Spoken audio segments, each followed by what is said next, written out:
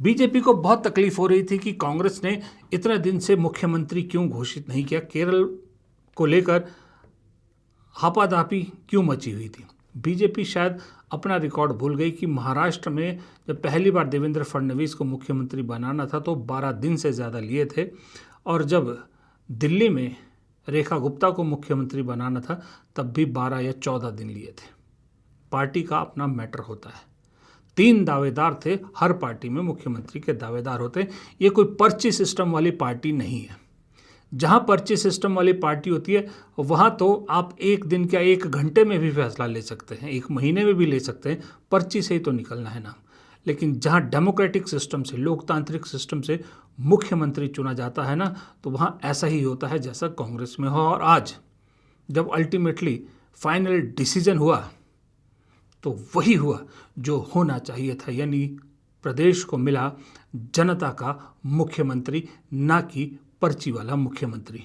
As authorized by the members of the CNP in Kerala, the High Command of the Congress has completed all discussions, and the decision on who the next Chief Minister of Kerala will be announced tomorrow. अब आप सोच रहे होंगे कि जयराम रमेश तो कह रहे हैं कि मुख्यमंत्री का फैसला कल होगा और मैं राहुल गांधी के फैसले की तारीफ कर रहा हूँ। जी हाँ, ये बात सही है। ऑफिशियल अनाउंसमेंट कल होगी, लेकिन मैं आपको बता रहा हूँ फाइनल नाम वीडी सतीशन का तय हो गया है। वीडी सतीशन केरल के मुख्यमंत्री होंगे। वीडी सतीशन वही हैं जो हर सर्वे में कांग्रेस की तरफ से नंबर 1 लोगों की पसंद थे मुख्यमंत्री के तौर पर। आज फैसला अनाउंसमेंट इसलिए नहीं हुई कि शायद राहुल गांधी को सोनिया गांधी हॉस्पिटल में एडमिट है, वहाँ पहुँचना था जल्दी। और दूसरी बात, रमेश चन्नीथला जो तीसरे कंटेंडर थे केसी वेणुगोपाल के अलावा, उनके कुछ थोड़ी से इश्यूज हैं, वो दूर करना है। उस पर राहुल गांधी के साथ रात को बात होगी। ये 2 छोटी छोटी वजह से आज नाम अनाउंस नहीं हुआ, वरना नाम फाइनल हो चुका है। वो नाम है वीडी सतीशन। हाँ, कयामत कुछ खेल कर जाए रात को वो अलग बात है, लेकिन 99.9% वीडी सतीशन केरल के अगले मुख्यमंत्री हैं। ये बात तय है, भले ही इसकी घोषणा कल हो। देखिए, केरल के मुख्यमंत्री को लेकर बहुत सी अफवाहें थी, बहुत से कयास लगाए जा रहे थे, और इसमें कोई दो राय नहीं है कि कांग्रेस के अंदर एक बहुत बड़ी लॉबी ऐसी थी जो केसी वेणुगोपाल को केरल का मुख्यमंत्री बनाना चाहती थी।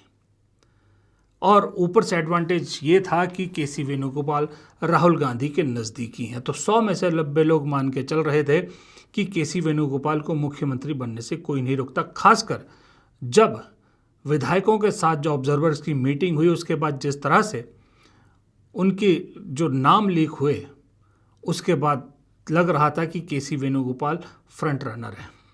लेकिन देखिए, पार्टी का नेता वही अच्छा, पार्टी वही अच्छी जो नेताओं की बात ना सुन के कार्यकर्ता के दिल की बात सुने। केसी वेणुगोपाल किसी भी हालत में मास लीडर केरल में तो नहीं है, अपनी कॉन्स्टिट्यूंसी में हो सकते हैं, लेकिन जिन्होंने पार्टी को सत्ता तक पहुंचाया, 5 साल 10 साल जिन्होंने मेहनत की, 10 साल से कांग्रेस ऑपोजिशन में थी, हक उनका बनता था। इसीलिए कांग्रेस को लेकर वहाँ पर एक तरह से गुस्सा भी कार्यकर्ताओं में दिख रहा था, जब वहाँ तरह तरह के पोस्टर भी लगे थे। राहुल गांधी कहीं ना कहीं ये समझते हैं अब तो खास करके कि जो गलती वो एक बार सचिन पायलट के मामले में और ज्योतिरादित्य सिंधिया के मामले में कर चुके हैं, वो गलती अब वो दोबारा नहीं कर सकते। अपने नज़दीकियों को वो इसलिए आगे प्रमोट नहीं कर सकते कि भाई पहले अपने जो है लोगों को, नज़दीकी लोगों को प्रमोट नहीं किया था, इसलिए वो छोड़ के चले गए थे। इस डर से ज्योतिरादित्य सिंधिया जैसा मामला ना हो, इस डर से राहुल गांधी लोगों के सेंटिमेंट से नहीं खेल सकते थे। अगर राहुल गांधी कहीं केसी वेणुगोपाल का नाम मुख्यमंत्री के लिए कर देते तो मैं आपको सही बता रहा हूँ कि कांग्रेस में एक बहुत गलत ट्रेंड स्टार्ट हो जाता। हर कोई सिर्फ इसी चीज़ में लगा रहता है कि किसी तरह से राहुल गांधी के आसपास चक्र लगाए, राहुल गांधी की परिक्रमा सर्वोपरि हो जाता, पार्टी के लिए कोई काम नहीं करता। और जिससे वो कहते हैं ना, शिद्दत से तो कोई काम नहीं करता, चमचागिरी नंबर 1 प्रायोरिटी हो जाती सबकी।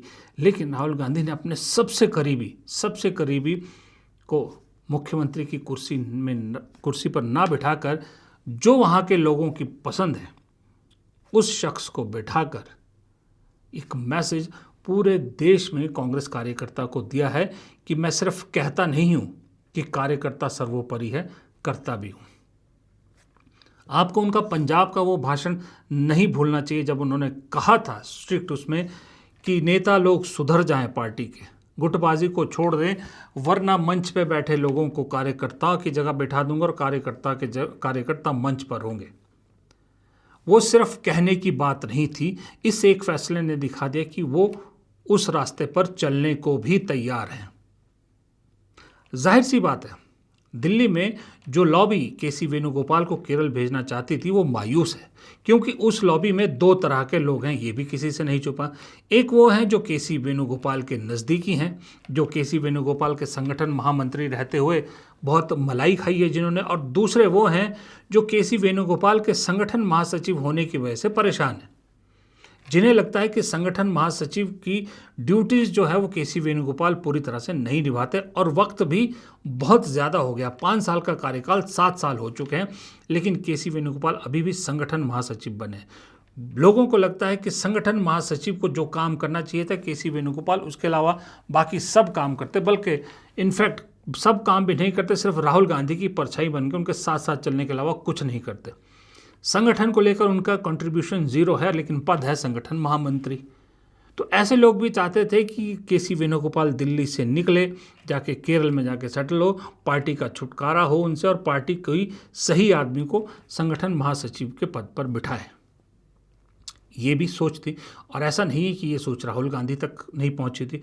राहुल गांधी को भी मालूम है कि क्यों केसी वेणुगोपाल को कुछ लोग भेजना चाहते थे, ये भी एक वजह थी। तो अब जो सूत्र कांग्रेस के बता रहे हैं, हमारे सूत्र, वो बता रहे हैं कि बहुत जल्द नए संगठन महासचिव को लेकर भी कवायद शुरू होगी, और माना ये भी जा रहा है कि ये कवायद एक साथ शुरू हो सकती है, साथ में ही नए राष्ट्रीय अध्यक्ष की भी कवायद शुरू हो सकती है। अभी राज्यसभा के चुनाव होने, कर्नाटक में भी राज्यसभा की सीटें खाली होनी है। कांग्रेस वहाँ से अगर मल्लिकार्जुन खड़गे को दोबारा रीनॉमिनेट करती है तो फिर ये मान के चलिए कि मल्लिकार्जुन खड़गे कार्यकाल 28 तक का पूरा करेंगे। लेकिन अगर रीनॉमिनेट नहीं करती है, मल्लिकार्जुन खड़गे खुद ज़्यादा इंटरेस्टेड नहीं है अपने हेल्थ इश्यूज़ को लेकर, अगर पार्टी नहीं करती है उन्हें रीनॉमिनेट, तो फिर ये माना जा रहा है कि नए राष्ट्रीय अध्यक्ष और नए राष्ट्रीय संगठन महासचिव दोनों की खोज एक साथ शुरू होगी, दोनों की प्रक्रिया एक साथ शुरू होगी। केसी वेणुगोपाल को फिर कहाँ एडजस्ट किया जाएगा या केसी वेणुगोपाल को क्या रोल दिया जाएगा, ये अभी क्लियर नहीं है। लेकिन कहा यह जा रहा है कि शायद उन्हें लोकसभा में कुछ जो है वो अहम जिम्मेदारी दी जाएगी, या फिर राहुल गांधी अपनी कोर टीम में उन्हें राजनीतिक सलाहकार जैसे अहमद पटेल सोनिया गांधी के थे, उसी तरह से उसी पद पर केसी वेणुगोपाल को अपने साथ रख सकते हैं। लेकिन इतना ज़रूर है कि राहुल गांधी समझ गए हैं कि अब केसी वेणुगोपाल का संगठन महासचिव का कार्यकाल भी थोड़ा ज़्यादा लंबा हो गया, अब यहाँ बदलाव करने की ज़रूरत है। लेकिन उससे पहले जहाँ अभी संगठन सृजन को लेकर एडवांस स्टेज पे काम चल रहा है, राहुल गांधी पहले उसको ख़त्म करना चाहते हैं। केसी वेणुगोपाल को एक डायरेक्शन दिए कि इस काम को जल्द से जल्द निपटाओ।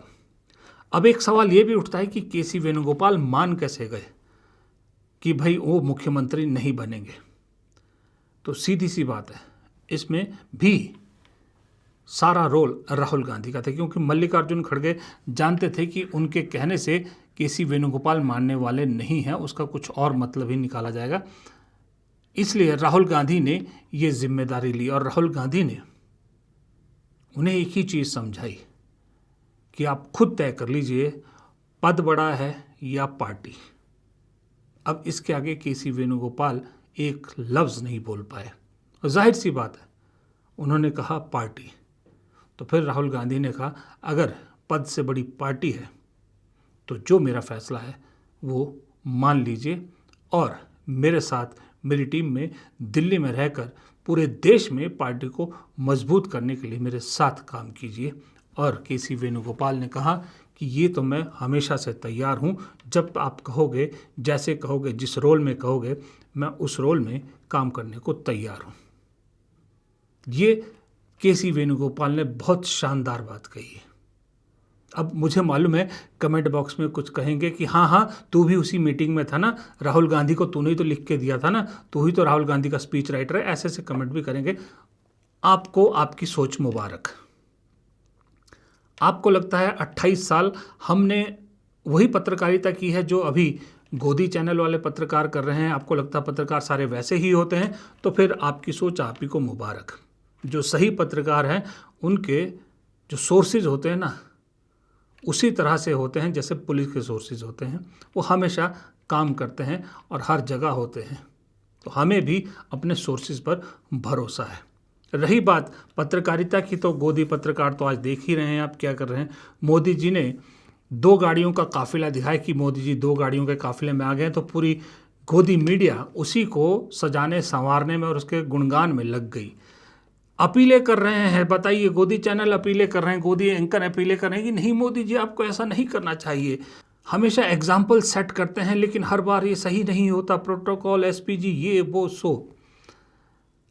ठीक है, अगर प्रधानमंत्री ने काफिले में से सिर्फ 2 गाड़ियां रखी अपने, बहुत अच्छी बात है, बहुत शानदार बात है, लेकिन एक सवाल मेरा यहाँ भी खड़ा है।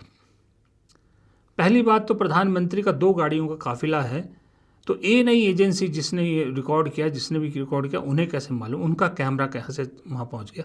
और दूसरी बात, सबसे बड़ी बात, ज़रा दिमाग लगाइएगा, हो सकता है मैं गलत हूँ, लेकिन फिर भी एक सवाल उठा है मेरे दिमाग में कि जो प्रधानमंत्री जहाँ भी जाते हैं गाड़ी के अंदर उनकी एक लाइट ऑन रहती है जिसमें प्रधानमंत्री दूर से ही कैमरे में दिख जाते हैं, लेकिन जब ये 2 गाड़ियों का काफिला जा रहा है प्रधानमंत्री कहीं दिखाई नहीं दे रहे। कैमरे से बेहद मोहब्बत करने वाले प्रधानमंत्री यहाँ कैमरे में आना कैसे चूक गए, ये सवाल शायद आपके दिमाग में भी आएगा। आप शेर सुनेंगे, वीडियो देखेंगे तो समझ जाएंगे कि मैंने ये शेर क्यों पढ़ा। अफरीदी साहब कहते हैं कि तुम्हारी सोच के सांचे में मैं ढल नहीं सकता, ज़बां काट लो लहजा बदल नहीं सकता। तुम्हारी सोच के सांचे में मैं ढल नहीं सकता, ज़बां काट दो लहजा बदल नहीं सकता। मुझे भी मोम का पुतला समझ रहे हो क्या, तुम्हारी लौ से ये लोहा पिघल नहीं सकता, तुम्हारी लौ से ये लोहा पिघल नहीं सकता। अब इस शेर के साथ ज़रा ये पोस्टर देखिए, the leader of opposition is not a rubber stamp. ये आज राहुल गांधी ने इस देश को मैसेज दिया है। जब राहुल गांधी ने सीबीआई निदेशक को लेकर हुई बैठक में प्रधानमंत्री और सीजीआई जिसमें शामिल होते हैं उसको लेकर डिसेंट नोट अपना जारी किया, क्योंकि राहुल गांधी का कहना था कि उन्हें जो कैंडिडेट्स हैं उनकी पूरी 360 डिग्री रिपोर्ट नहीं सौंपी गई। इनफैक्ट उन्हें 59 बायोडाटाज दे दिए गए जिनको 1 घंटे में उन्हें पूरा स्क्रूटनाइज करना था पूरी रिपोर्ट्स को। तो उन्होंने यही कहा कि लीडर ऑफ अपोजिशन कोई रबर स्टैंप नहीं है और अपनी असहमति जताई। अब इस पोस्टर उस शेर को आप समझ रहे होंगे।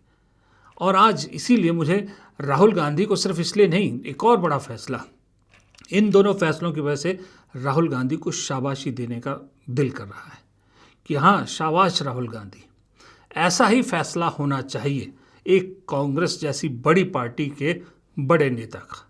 वो नेता जो देश का भावी प्रधानमंत्री हो सकता है या जो भावी प्रधानमंत्री बनना चाहता है या इस देश की जनता उन्हें बनाना चाहती है।